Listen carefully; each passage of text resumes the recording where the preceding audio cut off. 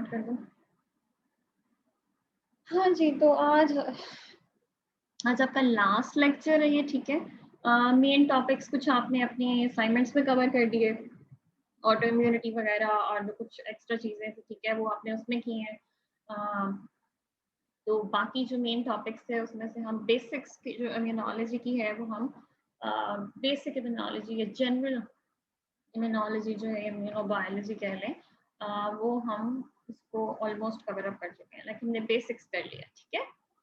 आज लास्ट जो हमारा लेक्चर है, बेसिकली आवाज आ रही है सबको मेरी ठीक से? सबको क्या, 3 तो लोग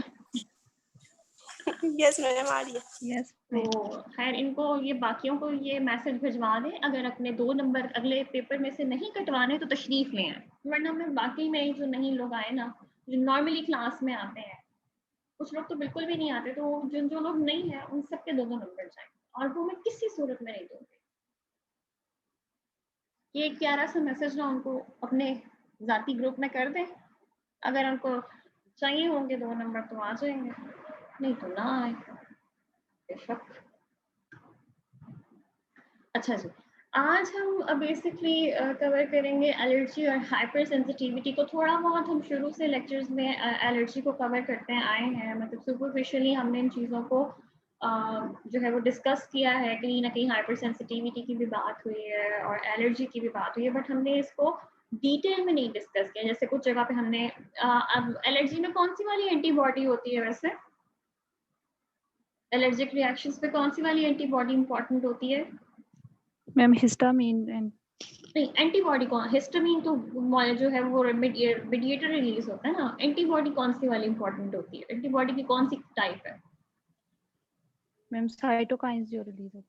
हाँ, बेटा मैं एंटीबॉडी पूछ रही हूँ, IgA होती है, IgA होती है, D होती है, M होती है, E होती है? मैम IgA देखा कितनी अच्छी इम्यूनोलॉजी आती है, कितनी तो 70 बार ये बात मैम डिस्कस हो IgM चुकी है। होती है। IgE होती है बेटा, एलर्जिक रिएक्शंस में IgE होती है। ये तो हाल है, मतलब एक बात जो मल्टीपल टाइम्स रिपीट होती है लेक्चर्स में, वो जब तक रट्टा ना मार के आए तब तक याद नहीं आ रही होती, और like people are so lenient के वो क्लास लेते ही नहीं है, कोई नहीं, इम्यूनोलॉजी में तो हमारा घर की मुर्गी को मसला ही अच्छे से आता है, पेपर में फिर जब हवाइयाँ उड़ती हैं तो फिर मुझे कहते हैं। अच्छा जी, बेसिकली ब्रीफ अगर हम हिस्ट्री की बात करें तो ये this process goes back to the work of 2 French scientist, ठीक है। पोर्टियर और रिचर्ड ने बेसिकली इस पे काम सबसे पहले जो है वो, अगर उसको हिस्ट्री में चेक किया जाए तो उन्होंने बेसिकली जो है वो हाइपर सेंसिटिविटीज को पहली दफ़ा ऑब्जर्व किया था और इस टर्म को डिफाइन किया था।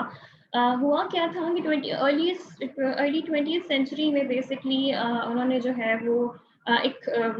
जनरल एक ऑब्जर्वेशन थी कि मेडिटेरेनियन सी जो बेसिकली जो बहीरा रूम है, वहाँ पे जो अक्सर जो स्विमर्स होते थे, वहाँ पे आपको पता है जेली फिशेस वगैरह जो है वो समंदर में होती हैं, उनका जो जेली फिश का जो स्टिंग होता है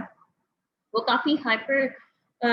टाइप के रिएक्शन जो है वो बॉडी में जनरेट कर सकता है, वो स्टिंग काफ़ी टॉक्स जो है वो ह्यूमन बॉडी के लिए टॉक्सिक होता है, तो स्विमर्स के लिए वो प्रॉब्लमैटिक है, ठीक है। तो वो उसको जो है वो उसके अगेंस्ट इम्यूनिटी डेवलप करने की कोशिश कर रहे थे कि,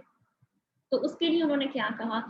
बेसिकली वो जो करना चाह रहे थे वो जेली फिश के जो स्टिंग के अगेंस्ट इम्यूनिटी डेवलपमेंट की बात कर रहे थे, और उसी के लिए जो है वो एक्सपेरिमेंट उन्होंने कंडक्ट करने की कोशिश की थी। तो what they wanted to do was that they propose to use the toxic agent, basically जो स्टिंग का जो टॉक्सिक एजेंट था जेली फिश का, क्योंकि वो एक प्रोटीनेशियस कंपोनेंट होता है, तो वो उसको यूज करना चाह रहे थे बॉडी में इम्यूनिटी डेवलप करने के लिए, मतलब वो ऐसा उसको वैक्सीन टाइप कुछ बनाने की कोशिश कर रहे थे, ठीक है। कि हम उस टॉक्सिक एजेंट को अगर हम थोड़ा सा मॉडिफाई कर दें या वैसे यूज करें तो बॉडी को उसके अगेंस्ट जो है वो इक्विप कर लें किसी तरह से, कि फिर जब बाद में कोई स्विमर्स वगैरह वो समंदर में जाए तो उनको उसका कोई प्रॉब्लम ना आ सके। तो दे वर होपिंग कि इसके अगेंस्ट एंटीबॉडी रिस्पॉन्स बॉडी में, अगर आप पहले से उसको जो है वो बॉडी को एक्सपोज करेंगे तो एंटीबॉडी रिस्पॉन्स जनरेट हो जाएगा। ठीक है। लेकिन हुआ क्या कि उन्होंने जब ये एक्सपेरिमेंट उसके लिए उन्होंने परफॉर्म किया तो उसमें उन्होंने डॉग्स यूज किए थे, ठीक है, और उन्होंने ये जो बेसिकली जेलीफिश का जो टॉक्सिन था उसको इंजेक्ट किया था डॉग्स में, ठीक है, और उसके बाद उन्होंने उसको अस्सलाम उनको, वालेकुम मैम। वालेकुम सलाम, और डॉग्स को उन्होंने बूस्टर इंजेक्शंस भी दिए थे कुछ वीक्स के बाद, ठीक है। दे वर होपिंग कि जो डॉग्स है बेसिकली जो उनके एक्सपेरिमेंटल मॉडल जो एनिमल्स थे उनमें जो है वो इम्यूनिटी डेवलप हो जाएगी उस टॉक्सिन के अगेंस्ट, लेकिन उसके ऑपोजिट कुछ चीज हो गई, वो जो एक्सपेक्ट कर रहे थे वो नहीं हुआ। बल्कि हुआ क्या कि प्रोटेक्टिव इम्यूनिटी या एंटीबॉडी रिस्पांस जनरेट होने के बजाय क्या हुआ कि जब उन्होंने बूस्टर डोजेस दी तो एकदम से क्या हुआ कि इमीडिएट रिएक्शन आने शुरू हो गया सेकेंड इंजेक्शन के बाद, और वो जो डॉग्स थे जो भी उनके एक्सपेरिमेंटल एनिमल्स थे, डॉग्स थे, दे स्टार्टेड वॉमिटिंग, उनको डायरिया और उनकी जो है वो क्या नाम है एस्पिएशन बेसिकली चोकिंग का प्रॉब्लम शुरू हो गया, और अल्टीमेटली इनसे सारे मल्टीपल प्रॉब्लम स्टार्ट हुए, और they all of their dogs which on which they were performing experiment all died. तो ये बड़ा एक अनएक्सपेक्टेड का रिएक्शन था, क्योंकि वो एक्सपेक्ट कर रहे थे कि एंटीबॉडी रिएक्शन या जो है वो रिस्पांस डेवलप होगा, ये बॉडी में इम्यूनिटी आएगी, बट यहाँ एक बड़ा एग्रीवेटेड या हाइपर इम्यून रिस्पांस आया। उस पर रिचर्ड ने जो है वो एनाफाइलैक्सिस का जो है वो टर्म प्रपोज किया था। बेसिकली ये ग्रीक वर्ड से डिराइव्ड है, ठीक है, जिसमें अगेंस्ट बेसिकली जो है वो उसका मतलब क्या है, अगेंस्ट प्रोटेक्शन, बेसिकली जो बॉडी का ओवर रिएक्शन है या जो इम्यून सिस्टम का ओवर रिएक्शन आता है बेसिकली ऐसी ऐसी सिचुएशंस में, उसको डिस्क्राइब करने के लिए वो एनाफाइलेक्सिस का टर्म यूज किया गया था। और बेसिकली इनको जो है वो, और ये पहली डिस्क्रिप्शन थी या पहली ऑब्जर्वेशन थी प्रॉपर टर्म्स में हाइपर सेंसिटिविटी रिएक्शंस की, ठीक है। उसके बाद इन साइंटिस्ट में से रिचर्ड को जो है नोबेल प्राइज भी दिया गया था।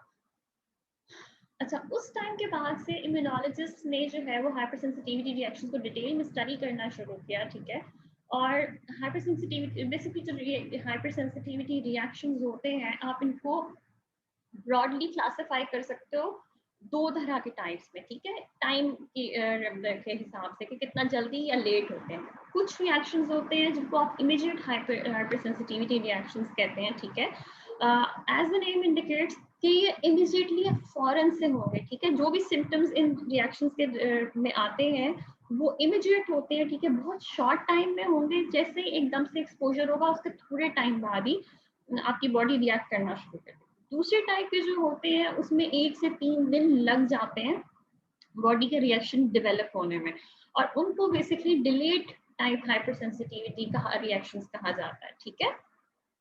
Immediate hyper sensitivity reactions basically जो है वो एंटीबॉडी एंटीजन रिएक्शंस, बेसिकली जो अल्टीमेटली जो एंटीजन एंटीबॉडी कॉम्प्लेक्सेस बनते हैं उसके रिजल्ट में जो आपका इम्यून सिस्टम रिएक्ट करता है, इमीडिएट हाइपर सेंसिटिविटी रिएक्शंस उससे रिजल्ट होते हैं। और बेसिकली जो डिलेड हाइपर सेंसिटिविटी रिएक्शंस होते हैं उसमें मोस्टली जो इन्वॉल्व सेल्स हैं आपके इम्यून सिस्टम के वो टी सेल्स होते हैं। तो पहले वाली जो टाइप है वो एंटीबॉडी मीडिएटेड है, और जो दूसरी वाली है वो टी सेल मीडिएटेड है, ठीक है। Is that clear? Is that clear? Yes, ma'am. Okay. अच्छा अच्छा, उसके बाद हाइपर सेंसिटिविटी की टाइप्स होती हैं, ये तो एक जनरलाइज टाइप्स थी ना टाइमिंग की बेस पे, उसके अलावा इनकी रिएक्शंस की बेस पे भी इनको क्लासिफाई किया जाता है, ठीक है। और जेल और टूट्स ने बेसिकली क्लासिफिकेशन प्रपोज की थी डिफरेंट टाइप्स की हाइपर सेंसिटिविटी की, और बेसिकली इस क्लासिफिकेशन स्कीम के अकॉर्डिंगली 4 कैटेगरीज बनती हैं, 4 टाइप्स बनती हैं, टाइप 1 to 4 आता है हाइपर सेंसिटिविटी रिएक्शंस में, ठीक है। और ये बेसिकली ये किस चीज के बेस पे डिफर करते हैं, they differ on the basis of immune molecules कि किस तरह के कौन से टाइप के इम्यून मॉलिक्यूल्स इन्वॉल्व हैं उस हाइपर सेंसिटिविटी रिएक्शंस में, और कौन से सेल्स इन्वॉल्व हैं, और अल्टीमेटली जो डैमेज आपकी बॉडी में इंड्यूस होता है उन सेंसिटिविटी रिएक्शंस की वजह से वो किस टाइप का, ठीक है। Type 1 hypersensitivity reactions basically जो होते हैं, these are the most common type of hypersensitivity reactions जो कि normally आप जो है वो आपको डेली बेसिस पे या नॉर्मली आपको देखने को मिलते हैं, ठीक है। बेसिकली इनमें जो मेन एजेंट है जो कि रिस्पॉन्सिबल है इस टाइप की हाइपर सेंसिटिविटी रिएक्शंस के डेवलपमेंट में, वो आईजीई एंटीबॉडीज हैं, ठीक है, जो कि बेसिकली बाइंड करती हैं मास्ट सेल्स या बेसोफिल्स के साथ, जिनके इन सेल्स के ऊपर बेसिकली इनके एफसी रीजन्स के लिए रिसेप्टर्स होते हैं, एफसी एप्सिलॉन रिसेप्टर्स होते हैं, जिसका मैंने आपको पहले भी बताया था कि एफसी रीजन्स जो हैं वो कुछ सेल्स के साथ बाइंड करके कुछ इफेक्टिव फंक्शंस परफॉर्म करते हैं। आपने एंटीबॉडीज के इफेक्टिव फंक्शन में ये चीज पढ़ी हुई है। तो बेसिकली जब ये मास्ट सेल्स के साथ बाइंड करती हैं आईजीई एंटीबॉडीज किसी फॉरेन एलर्जन के साथ इंटरेक्शन के बाद, तो होता क्या है कि जो नॉर्मल टाइप के रिस्पॉन्सेज जनरेट होते हैं, जैसे कि फर्ज करने जो रिस्पायरेटरी एलर्जन है बेसिकली उसकी, जैसे कि पोलन हो गया, डस्ट माइट्स हो गई, फूड एलर्जीज हो गई, जैसे कि पीनट्स और शेलफिश की होती हैं, तो इन सारी जो है वो टाइप की जो जनरल टाइप की एलर्जीज हैं उसमें जो मेन एजेंट इन्वॉल्व है वो आईजीई एंटीबॉडीज होते हैं। Type 2 hyper sensitivity reactions basically जो होते हैं उसमें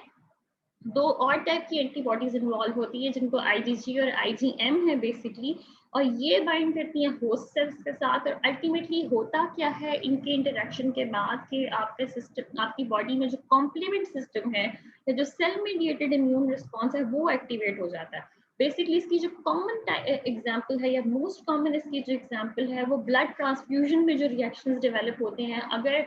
कोई मिसमैच ब्लड ट्रांसफ्यूजन हो जाए तो उस केस में जो आपकी बॉडी में रिएक्शंस डेवलप होते हैं वो टाइप 2 हाइपर सेंसिटिविटी रिएक्शंस में आते हैं, क्योंकि उसमें जो एंटीबॉडीज इन्वॉल्व होती हैं वो आईजीजी और आईजीएम होती हैं, ठीक है। Yes ma'am. थर्ड टाइप है टाइप 3 हाइपर सेंसिटिविटी रिएक्शंस, ठीक है। ये भी एंटीजन एंटीबॉडी कॉम्प्लेक्सेस ही से जो है वो स्टार्ट होते हैं, लेकिन ये बेसिकली जो है ये कब आपकी बॉडी में इस तरह के प्रॉब्लम्स आते हैं जब कभी कोई फॉरेन सीरम प्रोटीन्स इंजेक्ट किए जाते हैं। सीरम प्रोटीन्स मतलब कोई, अगर आपने कोई एंटीबॉडी ट्रीटमेंट वगैरह किसी को कोई दिया है तो उसका जो क्रॉस रिएक्शन होता है बेसिकली, वो जो रिजल्ट होता है, जो भी रिजल्ट उसका आता है, वो बेसिकली जिस तरह के हाइपर सेंसिटिविटी रिएक्शंस आते हैं उनको टाइप 3 हाइपर सेंसिटिविटी रिएक्शंस कहा जाता है। इस केस में भी आपकी बॉडी का जो है वो जो सेल्स और टिश्यूज जो इफेक्ट होते हैं वो बेसिकली कॉम्प्लीमेंट सिस्टम को एक्टिवेट करते हैं। डिफरेंट तरह के जो ग्रैन्युलर साइट्स हैं वो डिफरेंट तरह के मीडिएटर्स रिलीज करेंगे, ठीक है। और इन्फ्लेमेटरी रिस्पॉन्स आपका जो है वो जो है वो एक हाईली साइटोकाइंस वगैरह और डिफरेंट तरह की चीजें रिलीज होंगी जो कि अल्टीमेटली आपका इन्फ्लेमेटरी रिस्पॉन्स जनरेट होता है। बेसिकली ये तब जनरेट होंगे हाइपर सेंसिटिविटी रिएक्शंस के अगर आपके जो इम्यून कॉम्प्लेक्सेस बने हैं, जिससे कि कोई आपने एंटीबॉडी ट्रीटमेंट वगैरह कोई सीरम प्रोटीन्स अपने बॉडी में इंजेक्ट की हैं और वो जो इम्यून कॉम्प्लेक्सेस बन गए थे, अगर आपका इम्यून सिस्टम उनको प्रॉपर्ली काउंटर नहीं कर सका और वो इनएफिशिएंटली आपके ब्लड सेल्स में या टिश्यूज में अभी भी प्रेजेंट हैं, तो वो जो एक्स्ट्रा या जो अनक्लियर्ड कॉम्प्लेक्सेस, इम्यून कॉम्प्लेक्सेस आपकी बॉडी में हैं, वो फिर बेसिकली क्या करते हैं आपकी बॉडी में ये टाइप 3 के जो हाइपर सेंसिटिविटी रिएक्शंस होते हैं उनको जो है वो इनिशिएट करते हैं। टाइप 4 की जो हाइपर सेंसिटिविटी रिएक्शंस होते हैं बेसिकली उसमें जो है वो B cell type antibody response नहीं बल्कि टी सेल की इनअप्रोप्रिएट एक्टिवेशन होती है, ठीक है। उसमें एक्सेसिव टी सेल रिस्पॉन्स आता है, ठीक है। और कॉमन एग्जांपल वो इसमें जो स्किन रिएक्शंस आते हैं बेसिकली पॉइजन ओक और पॉइजन आईवी, बेसिकली कुछ प्लांट्स के साथ जो है वो कुछ प्लांट्स ऐसे होते हैं जिनसे टच के बाद, जिनको टच करने के बाद आपकी स्किन में डर्मेटाइटिस या जो बेसिकली कुछ इस तरह के आपकी स्किन में जो है वो हाइव्स वगैरह जो बनने शुरू होते हैं, तो बेसिकली जो कॉन्टेक्ट में डर्मेटाइटिस वाला एक प्रॉब्लम आता है, वो बेसिकली इन प्लांट से इंटरेक्शन के बाद जो आपका रिएक्शन डेवलप होता है वो आता है टाइप 4 में। हम आज के लेक्चर में टाइप 1 को ज्यादा फोकस करेंगे, बल्कि हमारा मेन फोकस जो है वो टाइप 1 पे रहेगा, क्योंकि टाइप 3 एंड टाइप 4 जो बाकी 2, 3 और 4 हैं उनकी डिटेल्स जो है वो आप आगे जब आप अभी जो है वो मेन इसकी जब आप एडवांस इम्यूनोलॉजी वगैरह पढ़ेंगे तो फिर उसमें आपको डिटेल में इसको कवर करेंगे, क्योंकि basically type 1 hypersensitivity reactions जो होते हैं वो ज्यादा कॉमनली ऑब्जर्व्ड हैं, कॉमनली इनकाउंटर्ड हैं। तो हमारा मेन फंक्शन जो है वो एम्फेसिस जो है वो टाइप 1 हाइपर सेंसिटिविटी रिएक्शंस पर रहेगा, ताकि कम से कम आपको एक टाइप जो है वो अच्छे से समझ में आ जाए। अच्छा, अब बेसिकली ये जो क्लासिफिकेशन हेलो मैम टाइप 3 जरा दोबारा बता दे। टाइप 3 बेसिकली मैंने आपको बताया कि जब कोई सीरम प्रोटीन्स वगैरह बॉडी में इंजेक्ट करते हैं ना, जैसे आपको एंटीबॉडी ट्रीटमेंट दे रहे हैं, ठीक है, जैसे आप प्लाज्मा इंजेक्ट कर रहे हैं, कुछ इस तरह की चीज कर रहे हैं, ठीक है, तो उस केस में जो एंटीजन एंटीबॉडी कॉम्प्लेक्सेस बनते हैं ना, और उसमें भी वो कॉम्प्लेक्सेस जो कि आपका इम्यून सिस्टम बॉडी से रिमूव नहीं कर पाया, ठीक है, और वो कहीं ना कहीं आपकी बॉडी में रह जाते हैं, तो वो जो एंटीजन एंटीबॉडी कॉम्प्लेक्सेस के वो जो रेमिनेंट्स आपकी बॉडी में रह जाएंगे, वो बेसिकली जो है वो फिर उसके बाद प्रॉब्लम क्रिएट करते हैं और डिफरेंट तरह के फिर रिएक्शंस जनरेट होते हैं, फिर कॉम्प्लीमेंट सिस्टम एक्टिवेट होने शुरू हो जाएगा, फिर उसके बाद जो वो डिफरेंट तरह के मेडिएटर्स रिलीज होंगे, और फिर उसके बाद फिर मल्टीपल टाइप के रिस्पॉन्सेज जो आपकी बॉडी में जनरेट होते हैं, वो टाइप 3 है, ठीक है, अब क्लियर है? यस मैम क्लियर हो गया। ठीक है, अच्छा अच्छा। तो बेसिकली जो ये क्लासिफिकेशन की, ये तो जनरलाइज्ड टाइप की क्लासिफिकेशन है, लेकिन अक्सर जो क्लिनिकल हाइपर सेंसिटिविटी डिसऑर्डर्स होते हैं, ठीक है,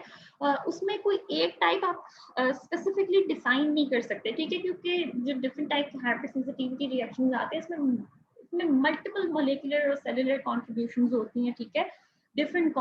कैटेगरीज के, तो आप टेक्निकली नहीं कह सकते कि ये टाइप 1 है या उस तरह से है, बट फिर भी एक जनरल अंडरस्टैंडिंग के लिए ये क्लासिफिकेशन आपको हेल्प आउट करती है, बट अगर आप क्लिनिकल बेसिस पे देखें तो फिर बहुत सारी जो है वो इसमें इंटरमिंगलिंग है, बहुत ज़्यादा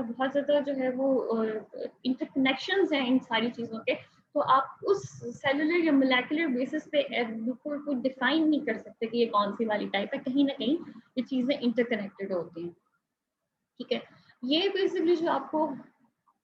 यही जो टाइप्स आपको पढ़ाई हैं, ये वही वाली टाइप्स को जो है वो डायग्रामेटिकली और उस नीचे आपको टेबल में भी आपको उनकी डिटेल्स बताई हैं, जो अभी मैं पढ़ा चुकी हूँ, ये टेबल आपको और ये फिगर आपको वही बता रहा है। टाइप 1 बेसिकली उसमें IgE मीडिएटेड रिएक्शन है, ठीक है, उसमें एलर्जिन आएगा, ठीक है,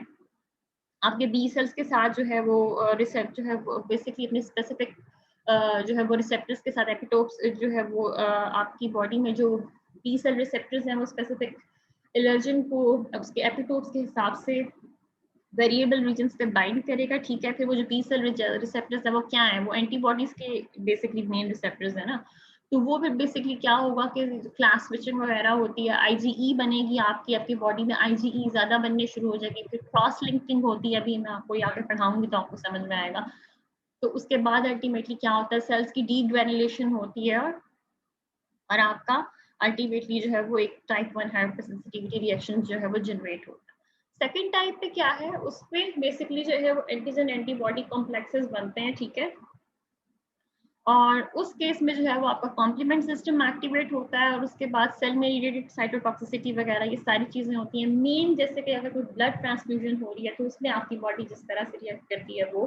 थर्ड टाइप जैसे मैंने अभी बताया, जो आपके अनक्लियर्ड एंटीजन एंटीबॉडी कॉम्प्लेक्सेस बॉडी में डिपॉजिटेड है, वो जो प्रॉब्लम्स टिश्यूज में डिपॉजिशन के बाद इंफ्लेमेटरी रिस्पॉन्सेज एलिसिट करते हैं, वो बेसिकली आपके टाइप 3 में आते हैं, और टाइप 4 आपकी जो आपकी टी सेल की सेंसिटाइजेशन यानी कि TH1 और TH2 की सेंसिटाइजेशन है, जो आपके साइटोटॉक्सिक टी सेल्स वगैरह हैं, उन सब की जो इन्वॉल्वमेंट के बाद जो हाइपर सेंसिटिविटी रिएक्शन जनरेट होते हैं आपके टाइप 4 में आते हैं, ठीक है। एलर्जी का जो वर्ड है बेसिकली पहले this was coined back in 1906, ठीक है, पेडियाट्रिशियन था बेसिकली, पीडियाट्रिक्स बेसिकली बच्चों के जो डॉक्टर्स होते हैं, ठीक है, तो पीडियाट्रिशियन से बेसिकली क्लेमेंस था, क्लेमेंस वॉन प्रिक्विट, ये बेसिकली उसने क्या चीज ऑब्जर्व की थी कि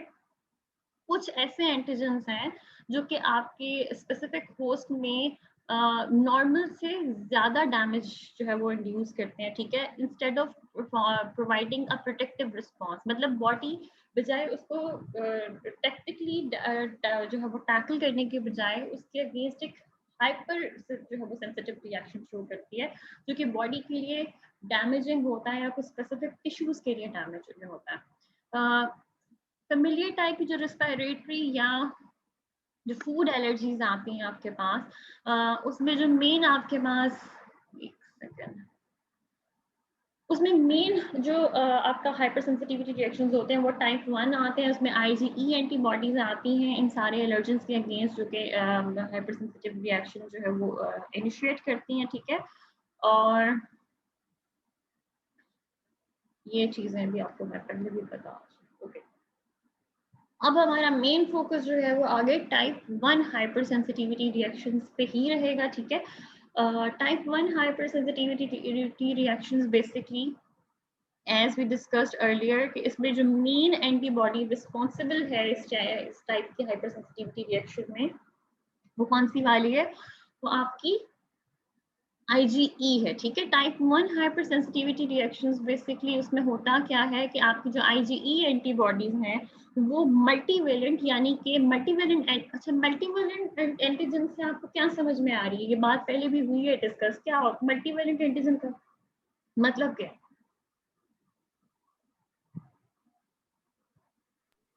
मैम जो जो मल्टीपल एपिटोप्स वगैरह रखते हैं। एग्जैक्टली एक एंटीजन के ऊपर सिंगल एपिटोप नहीं होता, मल्टीपल एपिटोप्स होते हैं मोस्टली। तो मल्टीवेलेंट एंटीजन के साथ जब एंटीबॉडीज IgE एंटीबॉडीज इंटरेक्ट करती हैं तो होता क्या है, अच्छा नॉर्मल इंडिविजुअल्स में क्या होता है, ये रिएक्शंस नॉर्मल इंडिविजुअल्स में भी होते हैं, लेकिन उनमें क्या होता है, उनमें सीरम में IgE का लेवल काफी कम होता है, ठीक है। और बाकी जो आपकी जो इम्यूनोग्लोबुलिन की जो क्लासेस हैं उसमें जो टाइप्स आती हैं IgA, E, A, M, G वगैरह, उसके मुकाबले में या उसके कंपैरिजन में IgE जो है वो नॉर्मल इंडिविजुअल्स में जिनमें ये एलर्जिक रिएक्शंस डेवलप नहीं होते उनमें IgE का लेवल सीरम में बहुत कम होता है। और इवन इतना कम होता है कि अक्सर आप उनकी फिजिको-केमिकल स्टडीज भी कंडक्ट करना बड़ा मसला हो जाता है। ये इवन इसीलिए IgE को बड़ी देर में जो है वो इसको बड़ी डिटेल में स्टडी किया गया। सबसे पहले जो है वो कुछ कैंसरस सेल्स ने जब हाई अमाउंट में IgE प्रोड्यूस करना शुरू की थी तो उस टाइम पे दो साइंटिस्ट ने, जॉनसन और बेनेट ने जो है आइडेंटिफाई किया था IgE को। और बाद में फर्दर एनालिसिस के बाद पता चला था कि ये एलर्जिक रिएक्शंस में ये मेन जो है वो रिस्पॉन्सिबल एजेंट है, ठीक है। बेसिकली अच्छा कौन से एलर्जेंस बेसिकली जो कि type 1 hyper sensitivity responses generate करते हैं उनकी स्पेसिफिक प्रॉपर्टीज क्या होती है, ठीक है। अच्छा जो इंडिविजुअल्स जिनके अंदर एलर्जिक इश्यूज नहीं होते या जो जो नॉर्मली जिनके अंदर एलर्जी डेवलप करने की कैपेसिटी नहीं है, जिनका इम्यून सिस्टम नॉर्मली इंटरेक्ट करता है किसी भी फॉरेन एलर्जन के साथ, उनके अंदर या उनकी बॉडीज में जो IgE है वो नॉर्मली कब प्रोड्यूस होगी, जब कोई पैरासिटिक इन्फेक्शन होंगे। नॉर्मली आपकी बॉडी IgE एंटीबॉडी बनाती ही पैरासिटिक इन्फेक्शंस को काउंटर करने के लिए, ठीक है। लेकिन लेकिन कुछ जेनेटिक बेसिस की वजह से, कुछ जेनेटिक ऑल्ट्रेशंस की वजह से कुछ जो इंडिविजुअल्स होते हैं वो स्पेसिफिक टाइप के एलर्जेंस से ज़्यादा ससेप्टेबल होते हैं। उनके अंदर एबिलिटी होती है स्पेसिफिक टाइप की एलर्जीज को डेवलप करने की, कुछ जेनेटिक बेसिस की वजह से। कुछ जेनेटिक बेसिस क्या है अभी हम उनकी डिटेल में नहीं जाएंगे। तो बेसिकली ये जो हाई ससेप्टेबिलिटी है एलर्जीज के अगेंस्ट, इस कंडीशन को आप एटोपी का नाम देते हैं, ठीक है। तो बेसिकली एटोपी वो क्या कंडीशन है जो कि किसी स्पेसिफिक इंडिविजुअल को प्री डिस्पोज करती है या ससेप्टेबल बनाती है high amount of IgE antibodies generation की, जब भी कोई फॉरेन एलर्जिक जो है वो एजेंट या कोई फॉरेन एलर्जिक एंटीजन से एक्सपोज होगी बॉडी, तो आपकी that specific individual will produce an increased or a heightened amount of IgE antibodies as compared to the normal ones, जिनमें genetically ऐसी कोई alteration नहीं है तो वो नॉर्मल तरीके से उसको इंटरेक्ट करेंगे, ठीक है। केमिकल एनालिसिस की बेस पे बेसिकली अगर एलर्जेंस की बात करेंगे तो बेसिकली स्पेसिफिकली जो हम एलर्जेंस की बात कर रहे हैं, जो भी ऐसे स्पेसिफिक एंटीजेंस जो एलर्जिक रिस्पॉन्सेज बॉडी में इनिशिएट करते हैं उनका केमिकल नेचर क्या होता है। तो बेसिकली अगर टेक्निकली उनकी मोलेकुलर या उनके केमिकल नेचर की बात की जाए तो वो मोस्टली जो एलर्जेंस होते हैं they are highly soluble proteins और ग्लाइकोप्रोटीन्स, ठीक है। इनके मल्टीपल एपिटोप्स होंगे या इनके मल्टीपल एंटीजेनिक डिटर्मिनेंट्स होंगे, दोनों का मतलब एक ही है। ये बेसिकली आपको टेबल जो है ये डिफरेंट टाइप के एलर्जेंस हैं, ठीक है, जो डिफरेंट कैटेगरीज में आते हैं, जिसमें प्लांट पोलेंस आती हैं, कुछ ड्रग्स हैं जो कि एज एलर्जेंस एक्ट कर सकती हैं, कुछ फूड्स में एलर्जेंस की तरह एक्ट करने की एबिलिटी है। फिर उसके बाद कुछ इंसेक्ट प्रोडक्ट्स हैं जो कि आपकी बॉडी में हाइपर सेंसिटिविटी रिएक्शंस जनरेट करते हैं, और कुछ जो ये तो स्पेसिफिक टाइप्स की कैटेगरीज में आते हैं, उसके अलावा कुछ जनरल टाइप के एलर्जेंस भी आते हैं। ठीक है, इस टेबल को पढ़ लीजिएगा। ठीक है, आपको पता होना चाहिए किस टाइप में कौन सी वाली चीजें आती हैं। Okay okay ma'am. जी मैम, ठीक है। ठीक है, अब उसके बाद अच्छा, अगर हम एलर्जेंस को थोड़ा सा भी और अगर हम उनको डिस्कस करें तो बेसिकली अगर जो पहली जो चीज़ आती है किसी भी स्पेसिफिक एलर्जन में, वो क्या है कि अक्सर जो एलर्जेंस होते हैं उनके अंदर इंट्रिंसिक या उनके अंदर एक इनहेरेंट इंजाइमेटिक एक्टिविटी होती है, मतलब उनका प्रोटीनेशियस नेचर होगा और इंजाइमेटिक नेचर होगा। ठीक है, बेसिकली ये इंजाइमेटिक एक्टिविटी उनकी एलर्जिक रिस्पॉन्सेस को इनिशिएट करने में इन्वॉल्व होगी। एग्जाम्पल के तौर पर अगर हम बात करें तो बेसिकली जो आपके डस्ट माइट्स से या जो आपकी हाउस डस्ट होती है, बेसिकली ये डस्ट में जो माइट्स आती हैं उससे जो एलर्जेंस आपके पास आते हैं, या जो आपके पास कॉकरोचेस के थ्रू या जो कोलन फंजा या बैक्टीरिया, इन सारे जो क्या नाम है ऑर्गेनिजम्स के थ्रू जो आपके जो एलर्जी जनरेट होते हैं, बेसिकली उन सब के अंदर प्रोटीएज एक्टिविटी होती है। ठीक है, तो ये प्रोटीएज एक्टिविटी बेसिकली करती क्या है कि इनमें से जो कुछ प्रोटीएजेस हैं वो करते क्या है, आपकी बॉडी में एंट्री के बाद वो आपके जो एपिथेलियल सेल्स हैं, आपके जो जंक्शंस हैं, आपके बेसिकली जो आपकी बॉडी में जो सेल्स हैं जो आपकी स्किन के थ्रू आ रहे हैं या किसी भी चैनल के थ्रू जब आपकी बॉडी में एंट्री ले रहे हैं, तो प्रोटीएज एक्टिविटी के थ्रू क्या करेंगे, ये एपिथेलियल सेल के जंक्शंस को डिस्टर्ब करते हैं। ठीक है, इसकी वजह से क्या होता है, एपिथेलियल सेल्स कवर कर रहे हैं ना, लाइन कर रहे हैं आपकी सेल्स को, तो होगा क्या कि इसकी वजह से जब भी डिस्ट्रक्शन होगी तो ये एलर्जेंस आपके अंडरलाइंग सेल्स में डीपर लेयर्स में पेनिट्रेट कर सकते हैं। ठीक है, और अल्टीमेटली फिर जो अंडरलाइंग सेल्स और मॉलिक्यूल्स हैं अडेप्टिव और इनेट इम्यूनिटी के, उनके साथ इंटरेक्ट करके अपना रिस्पॉन्स जनरेट करेंगे। एक तो प्रोटीएज एक्टिविटी है, इसके अलावा कुछ और होते हैं। ठीक है, जैसे डस्ट माइट, अगर एग्जांपल के तौर पर बात करें तो डस्ट माइट में बेसिकली एक टाइप का प्रोटीएज होता है जिसको DRP1 कहते हैं। ठीक है, बेसिकली डस्ट माइट डर्मेटोफेगॉइड्स ये जो जीनस है बेसिकली, तो ये जो प्रोटीज जो DRP1 है बेसिकली, ये प्रोटीज जो डस्ट माइट में एग्जिस्ट करता है, ये क्या करता है, ये बेसिकली इसके अंदर अपनी प्रोटीनेटिक एक्टिविटी को यूटिलाइज करते हुए ये क्लीव करेगा और जो एक्टिव जो कॉम्प्लीमेंट सिस्टम के जो प्रोटीन्स हैं उनको एक्टिवेट करेगा। अगर आपको कॉम्प्लीमेंट सिस्टम याद हो, आपको याद है सबसे पहले वो C3B बनता है, वो जो है वो C3 को ब्रेक डाउन करके उसके बाद फिर उसके बाद डिफरेंट एंजाइम्स आते हैं। जब तक C3B जनरेट नहीं होगा उस वक्त तक जो आपका कॉम्प्लीमेंट सिस्टम जनरेट नहीं होगा। तो बेसिकली जो DRP1 है इसमें एबिलिटी है कि ये वो कैस्केड जनरेट करने में हेल्प आउट करता है सबसे, क्योंकि इसके अंदर प्रोटीओलिटिक एक्टिविटी है और वो प्रोटीन बेसिकली ये प्रोटीओलिटिक एक्टिविटी यूटिलाइज करते हुए ये कॉम्प्लीमेंट सिस्टम के कंपोनेंट्स को एक्टिवेट कर सकता है। इसके अलावा कुछ और प्रोटीएजेस क्या करते हैं, वो बेसिकली प्रोटीएज एक्टिवेटेड रिसेप्टर्स जो इम्यून सेल्स के अंदर होते हैं उनको क्लीव करते हैं। ठीक है, ये स्पेसिफिक टाइप के रिसेप्टर्स के साथ एक्टिवेट इंटरेक्ट करेंगे और इन्फ्लेमेशन कॉज कर सकते हैं। फिर उसके अलावा कुछ और टाइप के प्रोटीएजेस होते हैं। ठीक है, जो कि एक स्पेसिफिक टाइप का इंटरल्यूकिन, जैसे कि जिस इंटरल्यूकिन 33 बेसिकली IL-33 साइटोकाइन जो है ये उसकी इनएक्टिव फॉर्म को क्लीव करते हैं। ठीक है, और इनएक्टिव फॉर्म की क्लीवेज के बाद जो प्रोडक्ट आपके पास आती है वो एक्टिवेटेड इंटरल्यूकिन 33 है। ठीक है, जो कि फिर क्या करता है, इनएक्टिव फॉर्म में था, एंजाइमेटिक एक्शन होगा और वो एक्टिवेट हो जाएगा क्लीवेज के बाद, और फिर क्लीवेज के बाद ये क्या करेगा, साइटोकाइन एक्टिवेट होकर डिफरेंट तरह के एलर्जिक रिस्पॉन्सेस को इनिशिएट करता है। ठीक है, is that clear? Yes ma'am. ठीक है, सेकंड, अच्छा ये पहली जो मेन बात थी कि एलर्जेंस के अंदर जो है वो प्रोटीओलिटिक या प्रोटीएज एक्टिविटी होती है। सेकेंडली अगर हम बात करें तो अक्सर जो एलर्जेंस होते हैं वो उनके अंदर एबिलिटी होती है, basically they have specific type of molecular patterns. ठीक है, पैथोजन एसोसिएटेड मोलेकुलर पैटर्न्स जिन्हें हम पैम्स कहते हैं, आपको ये टर्म आपके लिए नहीं है। ठीक है, स्पेसिफिक मोलेकुलर पैटर्न जो स्पेसिफिक एंटीजन्स के ऊपर एग्जिस्ट करते हैं, पैथोजेंस के ऊपर एग्जिस्ट करते हैं, उनको हम पैम्स का नाम देते हैं। तो आपका इम्यून सिस्टम बेसिकली ये पैम्स क्या करेंगे, आपके स्पेसिफिक इनेट इम्यून सिस्टम के साथ जो है वो इंटरेक्ट करके डिफरेंट तरह के रिस्पॉन्सेज का कैस्केड जनरेट कर सकते हैं जो अल्टीमेटली एलर्जिक रिएक्शंस में इन्वॉल्व होते हैं। थर्ड प्रॉपर्टी क्या है किसी स्पेसिफिक एलर्जन की, अगर जनरलाइज प्रॉपर्टीज की बात की जाए तो कुछ ऐसे एलर्जन्स होते हैं, काफी टाइप के एलर्जन्स जो कि आपकी बॉडी में या होस्ट सेल में म्यूकोजल टिश्यूज, जो आपके म्यूकोजल, जो बेसिकली आपकी म्यूकोजल सर्फेसेस हैं आपकी बॉडी में, जो भी वो बेसिकली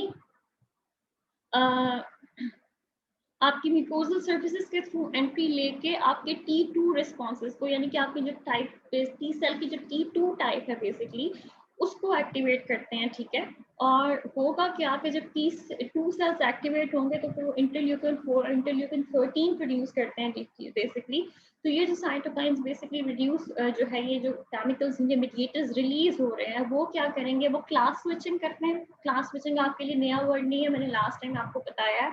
कि जब स्पेसिफिक टाइप के बी सेल्स एक्टिवेट होंगे तो